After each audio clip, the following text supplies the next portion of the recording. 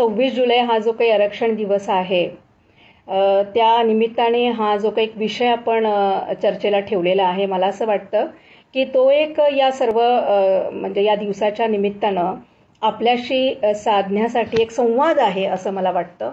आणि राजर्षी शाहू महाराज व महिला आरक्षण आणि सबलीकरण हा जो विषय आहे, तर या निमित्तानं आपण थोडासा संवाद साधण्याचा मी तुमच्याशी प्रयत्न करत आहे.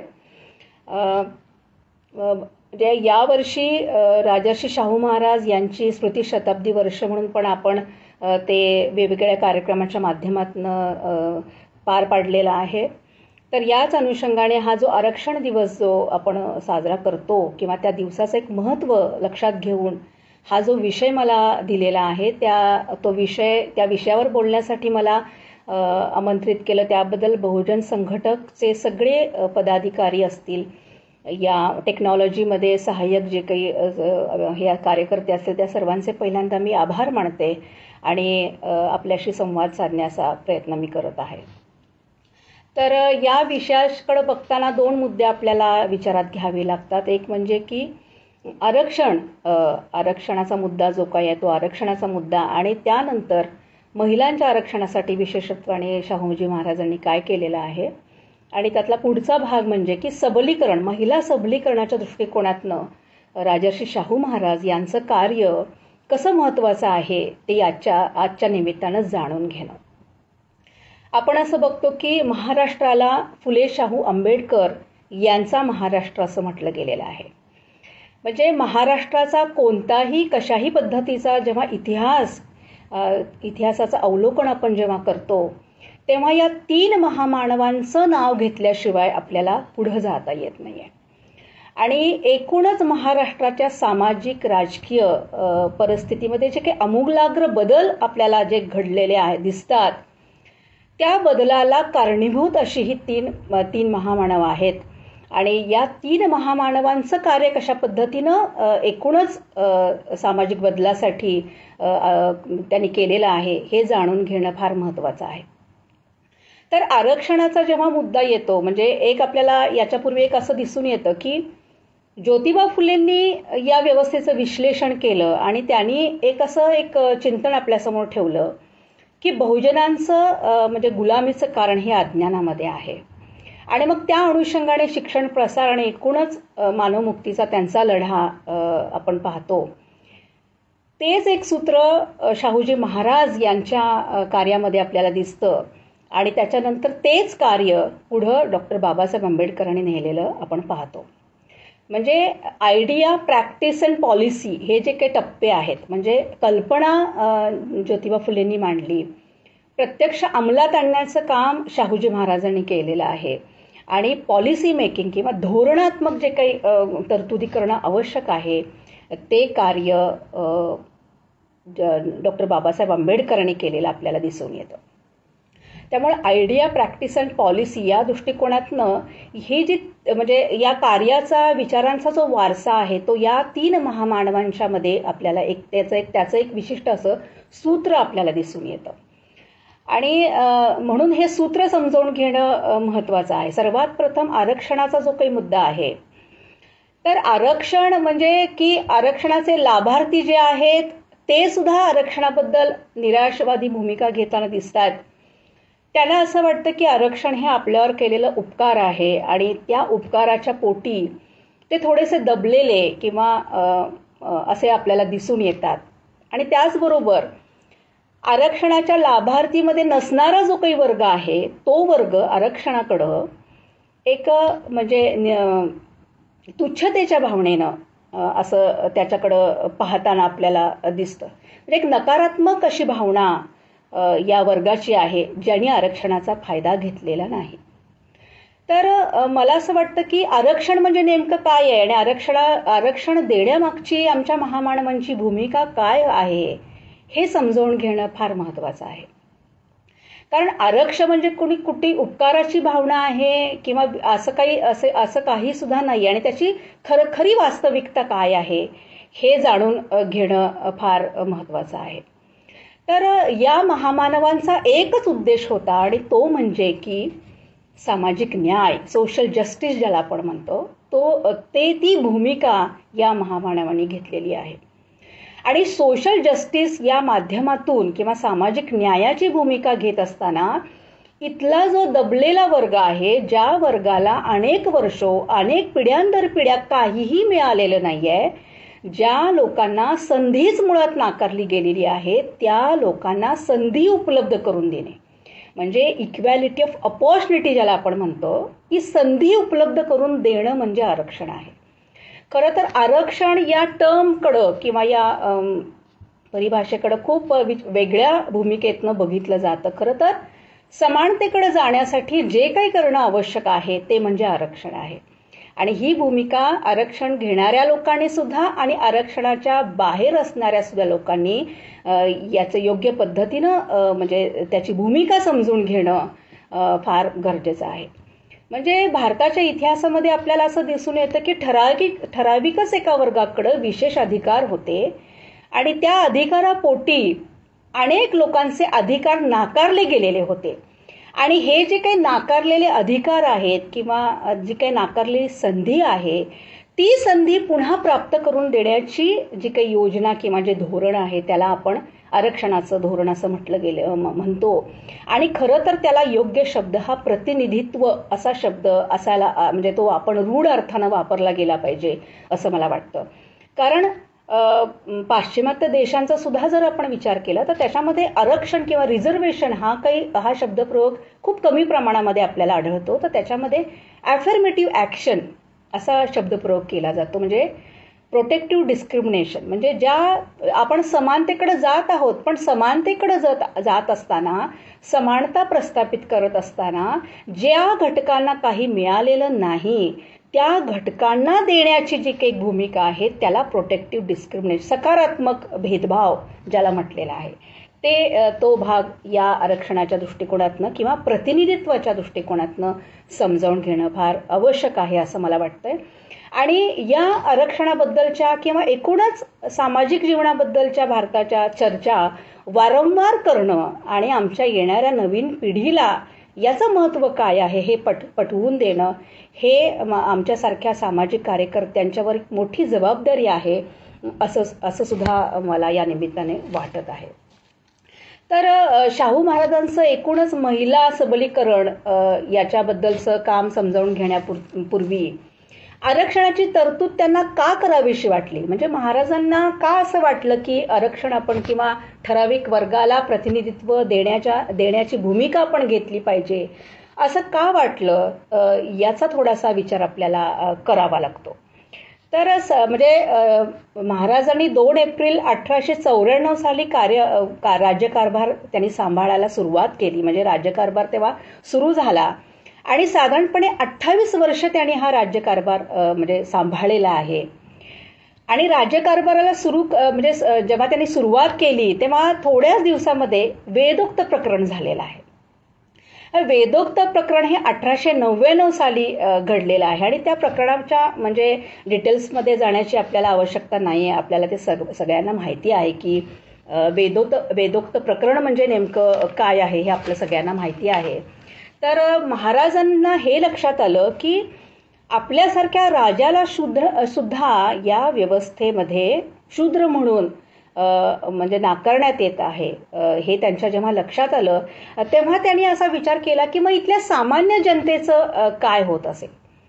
आणि एकूणच असं आपण पाहतो की ज्योतिबा फुलेंच्या सत्यशोधक समाजाचा एक प्रभाव महाराजांच्या एकूणच कार्यावर आणि विचारांच्यावर आपल्याला दिसून येतो.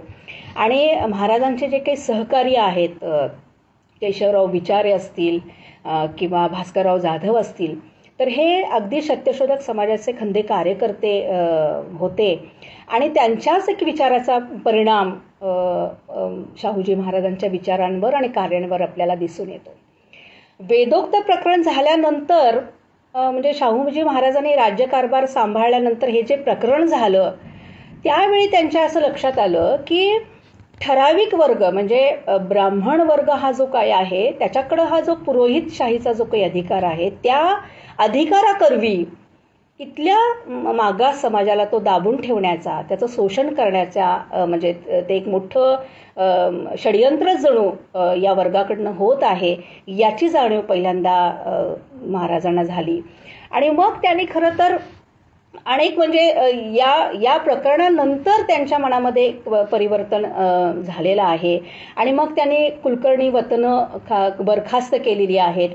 आणि त्यांच्या असं लक्षात आलेलं आहे की हा जो काही वर्ग आहे तो विशिष्ट वर्गच म्हणजे अधिकार आपला वापरून इतर समाजाला संधी किंवा इतर समाजाला मेनस्ट्रीममध्ये प्रवाहामध्ये येण्यापासून रोखत आहे अशी एक म्हणजे जाणीव शाहूजी महाराजांच्या मनामध्ये झालेली आहे. आणि मग त्याच्यानंतर हे प्रकरण झाल्यानंतर त्यांच्या मनामध्ये ह्या गोष्टी म्हणजे त्यांना प्रत्यक्ष त्यांनी त्याचा अनुभव घेतलेला आहे इथल्या जाती व्यवस्थेचा. आणि मग त्यांनी त्यांच्या सर्व म्हणजे कार्याला सुरुवात केलेली आहे.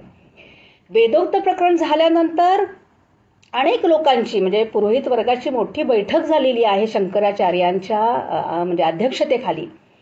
आणि हा जो काही खटला चालला तर या खटल्याला म्हणजे प्रस्थापित वर्गानं म्हणजे कधीही शाहू महाराजांच्या म्हणजे बहुजन वर्गाच्या न्याय हक्काची बाजू घेताना कधी आपण पाहत नाही. तर त्यांनी शंकराचार्याने या प्रस्थापित वर्गाचीच पाठराखण केलेली दिसून येते. आणि याच्यामध्ये टिळकांचा सुद्धा समावेश आपल्याला दिसून येतो. आणि मग ही सभा झाल्यानंतर शाहूजी महाराजांनी हे सगळे म्हणजे कुलकर्णी वतनं जी आहेत ती बरखास्त केलेली आहेत. आणि तलाठी पद्धत तिथं त्याची म्हणजे निर्माण केलेली आहे. आणि राज्यकारभार हा बहुजन लोकांच्या हातामध्ये गेला पाहिजे असा एक विचार त्यांच्या मनामध्ये निर्माण झालेला आहे. आणि मग या दरम्यानच त्यांनी निवडणुका घेऊन सुद्धा लोकप्रतिनिधींची नियुक्ती केलेली आहे. तर या प्रकरणाच्या माध्यमातून शाहूजी महाराजांना याची जाणीव झालेली आहे की कशा पद्धतीनं बहुजन समाजाचे शोषण करण्यात येत आहे. आणि मग त्यांनी 1902 साली वटहुकूमच काढलेला आहे. आणि या वटहुकुमाच्या माध्यमातून त्यांनी म्हणजे सांगितलेलं आहे की इथल्या म्हणजे जो मागास वर्ग आहे त्या मागास वर्गाला या राज्यकारभारामध्ये प्रतिनिधित्व मिळालं पाहिजे. तर आपल्यासाठी म्हणजे एक हा वटहुकूम जो आहे तो थोडासा मला वाचून दाखवावासा वाटतो. महाराज या वटहुकुमामध्ये असं म्हणतात की महाराज सरकार असा हुकूम करतात की हा हुकूम पोहोचलेल्या तारखेपासून रिक्त झालेल्या जागांपैकी 50% जागा मागासलेल्या वर्गाच्या अंमलदाराचे प्रमाण सध्या 50% पेक्षा कमी असेल तर पुढची नेमणूक या वर्गातील व्यक्तींची करावी. या हुकुमाच्या प्रसिद्धीनंतर केलेल्या सर्व नेमणुकांचे तिमाही पत्रक प्रत्येक खात्याच्या मुख्याने सरकाराकडे पाठवावे. मागासलेल्या वर्गाचा अर्थ ब्राह्मण, प्रभू, शेणवी, पारशी व दुसरे पुढे असलेले वर्ण खेरीज करून सर्व वर्ण असा समजावा. म्हणजे मागासलेल्या जाती कोणत्या आहेत याचं सुद्धा एक स्पष्ट असं एक म्हणजे त्याचा उल्लेख महाराज करताना दिसतात. आणि त्यांना किती जागा अपेक्षित आहेत याच्याबद्दल सुद्धा या हुकुमामध्ये त्यांनी स्पष्टपणे लिहिलेलं आहे. त्याचबरोबर 6 महिन्यानंतर तिथला कारभार म्हणजे पाहणाऱ्या व्यक्तीनं त्याचा जो काही अहवाल आहे तो राज्यकारभारी पोचवला पाहिजे. म्हणजे जी तरतूद केलेली आहे ती योग्य पद्धतीची झाली आहे किंवा नाही याची सुद्धा माहिती महाराजांनी या हुकुमाच्या माध्यमातून ठेवलेली आपल्याला दिसून येते. तर वेदोक्त प्रकरणामध्ये म्हणजे त्याच्यानंतर त्याच्यावर जो वादविवाद झालेला आहे तर त्यामध्ये महाराजांनी म्हणजे याच्यावर जे उत्तर लिहिलेलं आहे त्या उत्तरामध्ये महाराज असं म्हणतात म्हणजे ब्युरोक्रॅटिक सत्ता असा उल्लेख शाहूजी महाराजांनी केलेला आहे. म्हणजे हा किती दूरदर्शी त्यांचा एक म्हणजे शब्दप्रयोग किंवा विचार आहे असं आपल्याला दिसून येते की ब्युरोक्रॅटिक सत्ता म्हणजे या वर्गाकडे एक विशिष्ट अशी जी सत्ता होती, या सत्तेचा वापर आपल्याला कमी करायचा आहे असा स्पष्ट उल्लेख वेदोक्त प्रकरणावरच्या जे काही मत ब्राह्मण समाजाला जे एक मत जे महाराजांनी मांडलेलं आहे त्याच्यामध्ये त्यांनी केलेलं आहे. आणि मग विशिष्ट वर्गाकडेच पुरोहित सत्ता राहू नये याच्यासाठी त्यांनी श्री शिवाजी वैदिक स्कूल अशी एक शाळा स्थापन केली आहे, ज्याच्यामध्ये ब्राह्मणेतर पुरोहित्य करणाऱ्या म्हणजे व्यक्तींची निर्मिती व्हावी अशा पद्धतीनं या संस्थानाची सुद्धा त्यांनी निर्मिती केलेली आहे. आणि हा संघर्ष काही छोटा संघर्ष नाही, हा फार मोठा संघर्ष आहे. आणि या संघर्षाच्या माध्यमातून मग त्यांना या ब्युरोक्रॅटिक सत्तेचं जे एक स्वरूप आहे ते स्वरूप त्यांच्या लक्षात आलेलं आहे. म्हणून त्यांनी आरक्षण किंवा ज्यांना संधी मिळालेली नाही अशा लोकांना राज्यकारभारामध्ये प्रतिनिधित्व देणं अशा पद्धतीचं कार्य शाहूजी महाराजांनी सुरू केलेलं आहे. मग आरक्षण देणं तर याच्याबद्दलचं म्हणजे उदाहरण आपल्याला सगळ्यांना माहिती आहे की त्याचं एक म्हणजे स्पष्टीकरण शाहूजी महाराज देताना दिसतात की म्हणजे सांगलीचे ॲडव्होकेट अभ्यंकर एकदा कोल्हापूरला आलेले होते आणि शाहूजी महाराजांना ते असं म्हणाले की तुम्ही भेदभाव करत आहात जातीच्या माध्यमातनं आणि जातीच्या माध्यमातनं भेदभाव करता आणि जातीच्या लोकांना तुम्ही स्कॉलरशिप असेल किंवा विशेष शिक्षण असं देताय, राखीव जागा देताय असा आरोप शाहूजी महाराजांच्यावर अभ्यंकरांनी केलेला आहे. आणि तेव्हा शाहूजी महाराजांनी अभ्यंकरांना आपल्या तबेल्याकडे ते घेऊन गेले आणि हे सर्व श्रुत असं उदाहरण आहे की त्यांनी तिथल्या लोकांना सांगितलं तबेल्यातल्या की चंदी जी आहे, चंदी म्हणजे खुराक घोड्यांचा जो आहे तो जाजमावर पसरायला सांगितला. आणि तो खुराक जेव्हा जाजमावर म्हणजे पसरला गेला तेव्हा घोडे तबेल्यातले घोडे सोडले गेले, सर्व घोडे आले आणि पटपट त्यांनी ते जे काही खुराक दिलेला आहे तो खुराक खाल्ला. पण एक गोष्ट त्यावेळी म्हणजे ती जाणीवपूर्वक अभ्यंकरांच्या लक्षात आणून देण्यासाठी शाहू महाराजांनी ही गोष्ट केलेली होती. आणि खाऊन झाल्यानंतर ते असं अभ्यंकरांना म्हणतात की आपण पाहिलं आहे की जे सशक्त घोडे आहेत त्या सशक्त घोड्यांनीच सगळा खुराक संपवलेला आहे आणि ज्यांना खरंच खुराकाची आवश्यकता आहे असे दुर्बळ जे काही घोडे आहेत, जे अशक्त आहेत, जे म्हणजे वृद्ध झालेले आहेत, असे जे काही घोडे आहेत त्यांना हा खुराक मिळालेला नाही.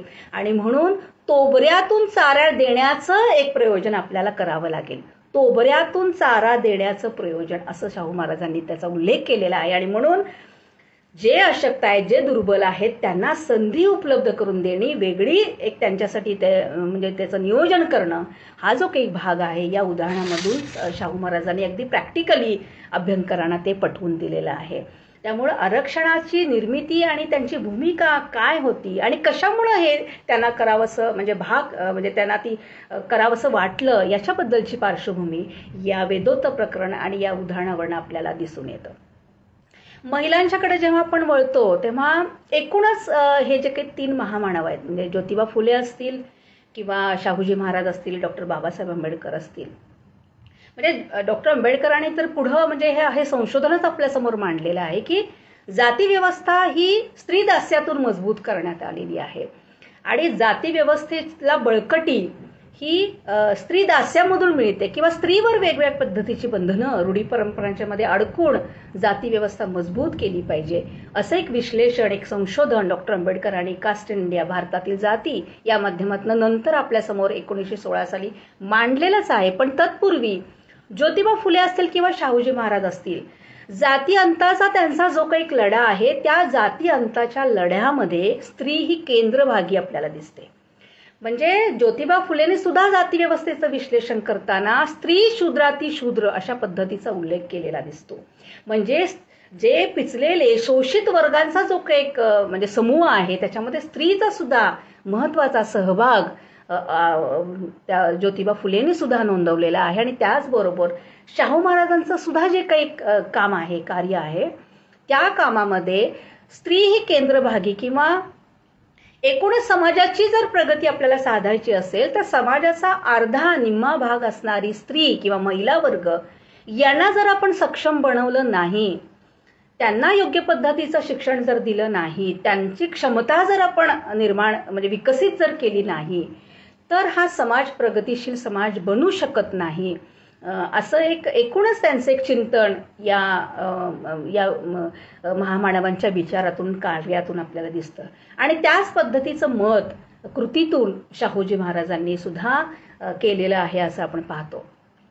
खरं तर स्त्रीवाद किंवा ह्या ज्या काही संकल्पना आहेत, या ज्या काही परिभाषा आहेत, त्या पाश्चिमात्य देशातून आल्या किंवा त्याला एक परिभाषा म्हणून आपल्यासमोर नंतर 19व्या शतकामध्ये ते च्या उत्तरार्धामध्ये आपल्याकडे आल्या.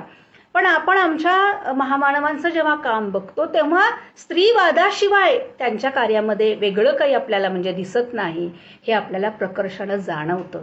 आणि म्हणूनच आमचे हे जे काही महामानव आहेत ते म्हणजे अगदी स्त्रीवादी आहेतच आणि त्यांच्या प्रत्येक कृतीमध्ये स्त्रीवादी भूमिका घेत ते समानतेकडे, समता आधारित समाज निर्मितीच्या प्रक्रियेमध्ये जाताना हे महामानव दिसतात. म्हणजे शाहूजी महाराजांचं महिला आरक्षणाचं काम विशेषत्वाने पाहत असताना केवळ स्त्रीचा एक दृष्टिकोनच केवळ म्हणजे लक्षात घेऊन त्यांनी काम केलं असं नाही, तर एकूणच समाजाच्या विकासाच्या दृष्टिकोनातनं स्त्रीची सुद्धा भूमिका त्याच्यामध्ये महत्वाची आहे. आणि स्त्रीला जर आपण सक्षम बनवलं नाही तर एकूणच समाज प्रगतिशील किंवा विकसनशील होऊ शकत नाही. या भूमिकेपोटी त्यांनी स्त्रियांच्याकडं आणि त्यांच्या हक्काधिकाराच्या प्रती जागृती त्यांच्या मनामध्ये आपल्याला दिसून येते.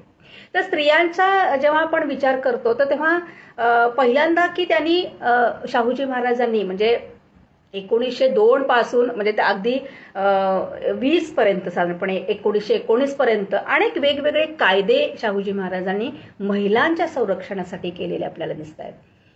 हे सगळ्यात पहिल्यांदा शिक्षण जे काही आहे, प्राथमिक शिक्षण जे आहे ते सक्तीचं आणि मोफत प्राथमिक शिक्षण दिलेल्याचं आपल्याला दिसून येत आहे. आणि म्हणजे हे 1917 साली त्यांनी हा कायदाच बनवलेला आहे की प्राथमिक शिक्षण हे सक्तीचं आणि मोफत दिलं गेलं पाहिजे. आणि जो कोणी आपल्या मुलांना शाळेत पाठवणार नाही त्या पालकांना त्यांनी दंड म्हणजे केलेला आहे. आणि असा विचार करणारा हा राजा म्हणजे याच्यासारखा राजा दुसरा होणे नाही असं म्हटलेलं आहे. आणि ते खरंच योग्यच आहे असं आपल्याला दिसून येतं. आणि याच्यामध्ये प्राथमिक शिक्षणाबरोबर स्त्री शिक्षणावर त्यांनी अधिक त्याच्या प्रचारासाठी अधिक जोर दिलेला आहे.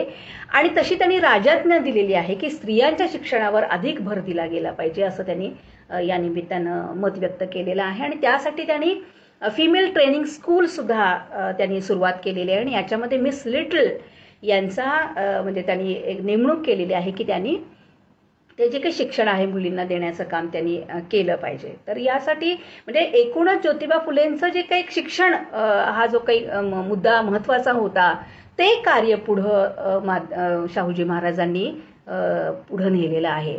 म्हणजे सत्तेचा वापर लोककल्याणासाठी कशा पद्धतीनं केला पाहिजे याच्या म्हणजे एकूणच शाहूजी महाराजांच्या कार्यातनं आपल्याला दिसून येतं.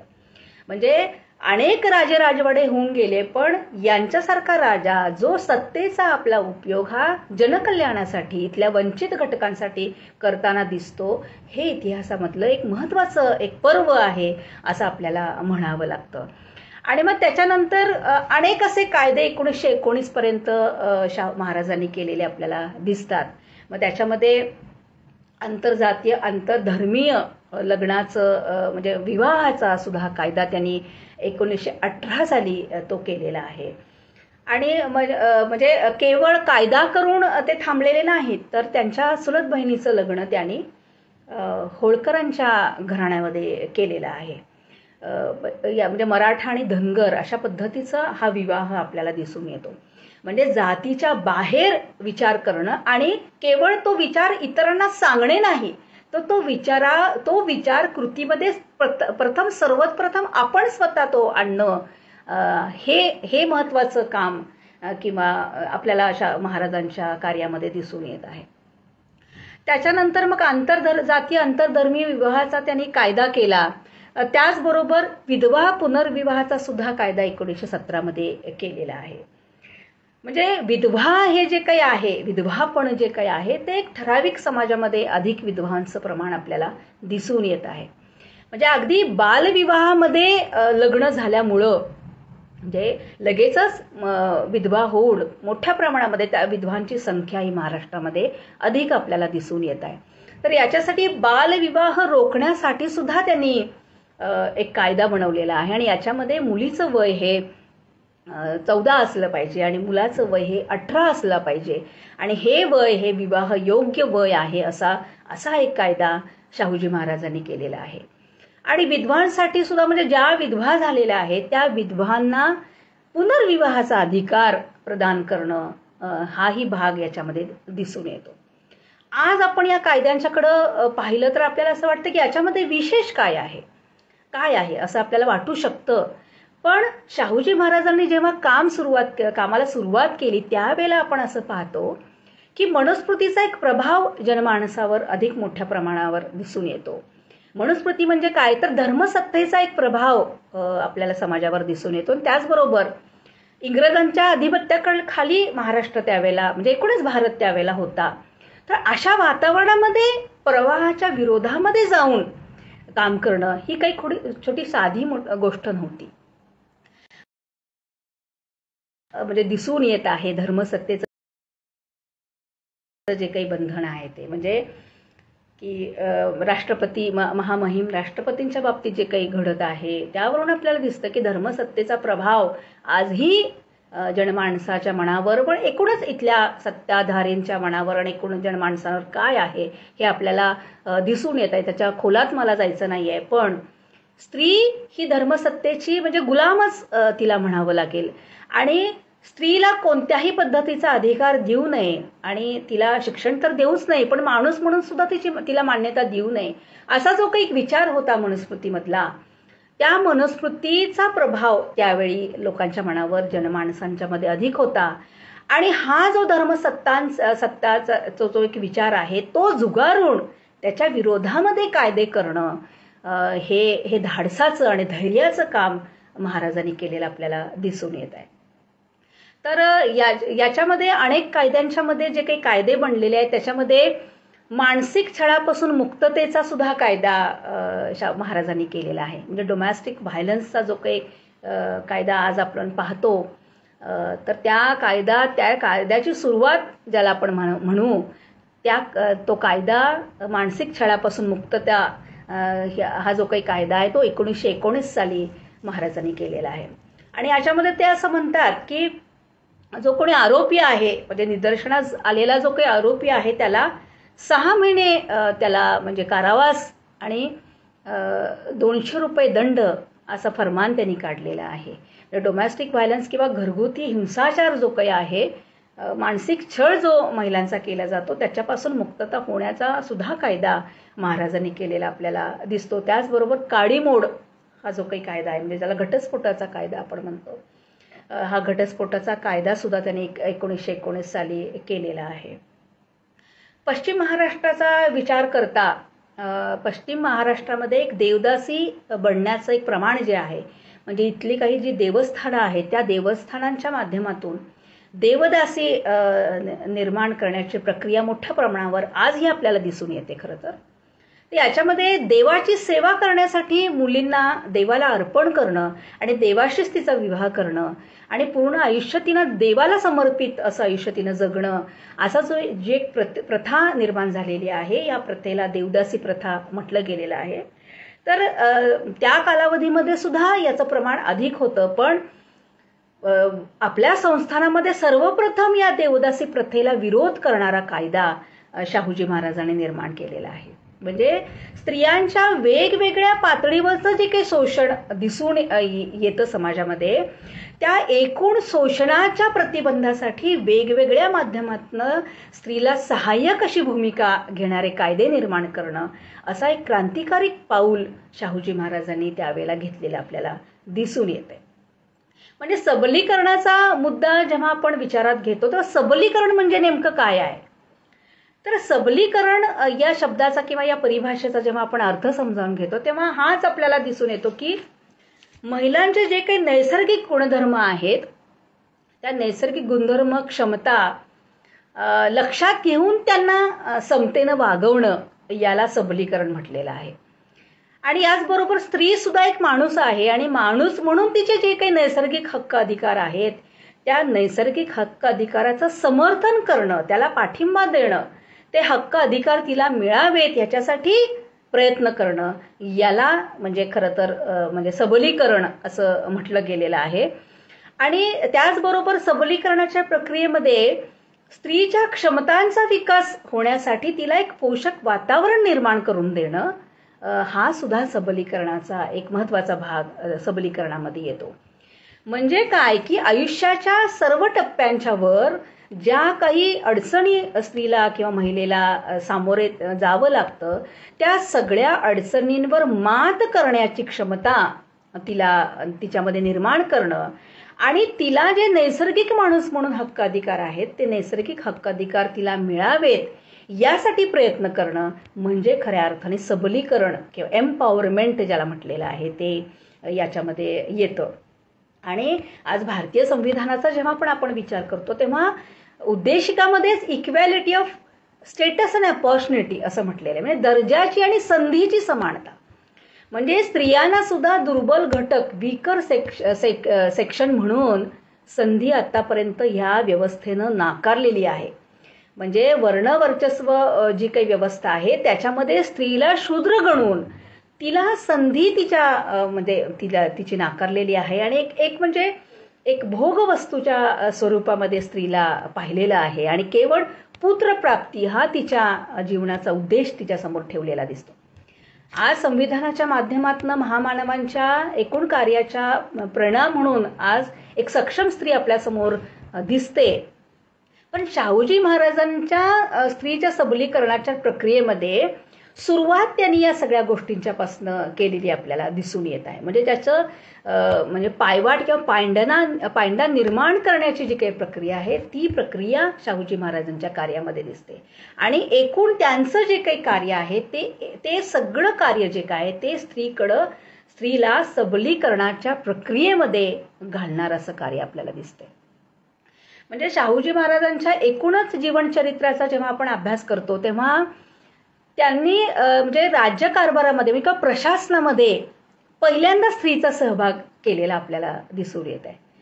म्हणजे लेडी सुप्रिटेंडंट ही पदवी किंवा हे पद त्यांनी निर्माण केलेलं आहे रखमाबाई केळवकर यांच्यासाठी. म्हणजे रखमाबाई केळवकर यांची नियुक्ती त्यांनी शिक्षणाधिकारी म्हणून पहिल्यांदा केली आणि स्त्रियांच्या शिक्षणावर विशेष लक्ष देण्यासाठी त्यांची नेमणूक केलेली आहे. पण त्याच्यानंतर आपल्या प्रशासनामध्ये अधिकाऱ्याची पोस्ट किंवा पद त्यांनी लेडी सुप्रिटेंडंट हे जे काही पद आहे ते शाहूजी महाराजांनी निर्माण केलेले आहे. आणि रखमाबाई केळवकर या करवीर संस्थानातील पहिल्या महिला अधिकारी म्हणून त्यांनी कार्यभार सांभाळायला आपल्याला दिसून येत आहे. म्हणजे नाकारलेली संधी उपलब्ध करून देणं हा भाग जो प्रतिनिधित्वाचा जो भाग आपण पाहतो तो महाराजांच्या कार्यामध्ये महत्त्वाचा दिसून येत आहे. त्याचबरोबर रखमाबाई केळवकर यांची मुलगी जी आहे कृष्णाबाई केळवकर या फर्ग्युसन कॉलेजच्या पहिला म्हणजे महिला विद्यार्थिनी म्हणून त्यांनी नाव नोंदवलेलं आहे फर्ग्युसन कॉलेजमध्ये. आणि फर्ग्युसन कॉलेजमध्ये शिक्षण घेण्यानंतर शाहूजी महाराज यांनी त्यांना वैद्यकीय शिक्षण दिलेलं आहे आणि वैद्यकीय शिक्षण देण्यासाठी त्यांना इंग्लंडला सुद्धा त्यांनी पाठवलेलं आहे. आणि ते अर्थसहाय्य जे काही आहे ते सगळं अर्थसहाय्य शाहूजी महाराजांनी दिलेलं आहे. आणि या उदाहरणावरून आपल्याला असं दिसून येतं की स्त्रीच्या क्षमतेवर त्यांचा विश्वास आहे आणि तो विश्वास त्यांनी म्हणजे त्यांच्या कृतीमधून तो म्हणजे व्यक्त केलेला आपल्याला दिसतो. आणि मग कृष्णाबाई केळवकर खरं तर म्हणजे थोडासा इतिहास या निमित्ताने मला सांगावासा वाटेल की आनंदीबाई जोशी या सुद्धा जेव्हा फिमेल मेडिकल कॉलेजला गेलेल्या होत्या तेव्हा त्या भारतामध्ये परतण्यापूर्वी शाहूजी महाराजांनी एडवर्ड हॉस्पिटल मेमोरियल हॉस्पिटलची स्थापना जी करवीर संस्थानामध्ये केली होती त्या संस्थानामध्ये आनंदीबाई जोशींसाठी त्यांनी मेडिकल ऑफिसर म्हणून त्यांची नेमणूक करण्याचं ठरवलेलं होतं.